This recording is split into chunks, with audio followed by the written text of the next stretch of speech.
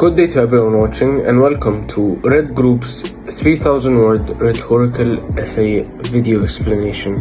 Writer Ralph Emerson, in his book Nature, expresses that each individual must develop an understanding of the universe. He makes it clear that man should break away from second-hand reliance upon the wisdom of the past, upon inherited and institutionalized knowledge. Our age is retrospective. He adopts a reverent tone in order to connect the audience on a deeper level.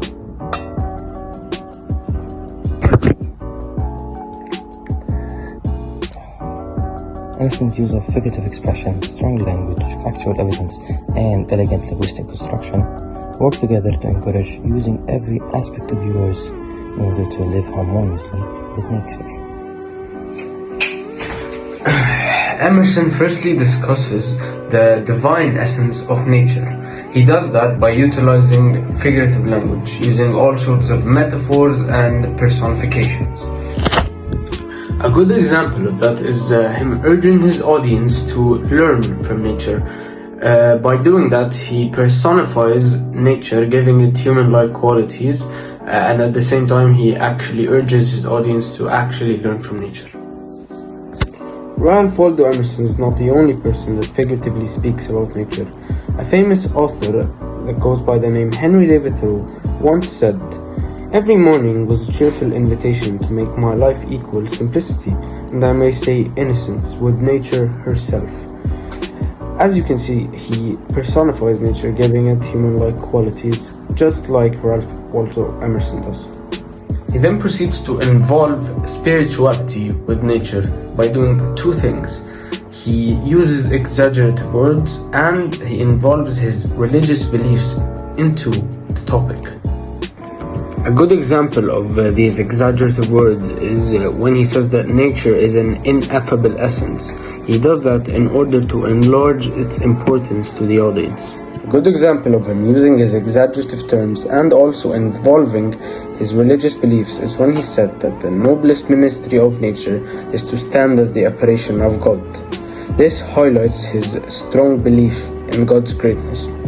In bridging the gap between spirit and matter, Emerson emphasizes the need to understand man as a whole, incorporating idealism. He presents us with three questions: what is matter, whence is it, and where to intrigue his audience and to give them a deeper understanding of the connection between spirit and matter. Emerson asserts that matter is a phenomenon, not a substance.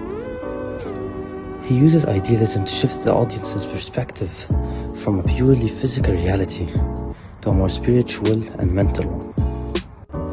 Emerson highlights the intrinsic link between humanity and nature, suggesting that idealism gives you a new perspective on the world. However, he acknowledges that idealism falls short in addressing the spiritual and emotional aspects of existence.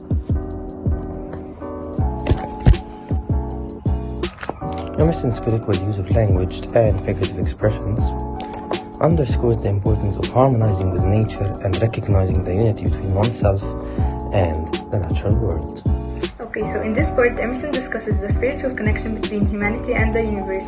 He emphasizes the importance of acknowledging one's spiritual side and the role of nature in helping us differentiate between the soul and the world. This part also highlights the belief that the highest truth is present in all things and the idea that the spirit is within us, guiding us to create and explore. He also emphasizes the significance of the spiritual connection with nature and the role of the spirit in shaping the world around us. According to Emerson, this connection serves as a guiding force that helps us understand our purpose and access the wisdom and power that lie within us. They emphasize the importance of remaining open to innovative ideas and experiences, recognizing that our views of the universe are very limited. Emerson argues that the belief in the highest exists in all things. By embracing this belief, we began to realize that the force that creates life is not external to us, but rather it's within our own being. It empowers us to have ideas, create and participate in shaping the world around us. And now I will leave you to the next part with Joanna. Emerson argues that nature is a manifestation of a divine spirit and that humans are intimately and spiritually connected to the natural world. Despite the complexity of this connection, it can guide us towards a deeper understanding of ourselves and our place in a larger scheme of things. According to Emerson, this spirit is the animating force behind the creation and the unity of nature, spirit, and humanity. However, Emerson also acknowledges that humans are separated from nature by their limited understanding and the projection of human emotions onto it. Thank you for watching, and we hope you enjoyed and understood our presentation.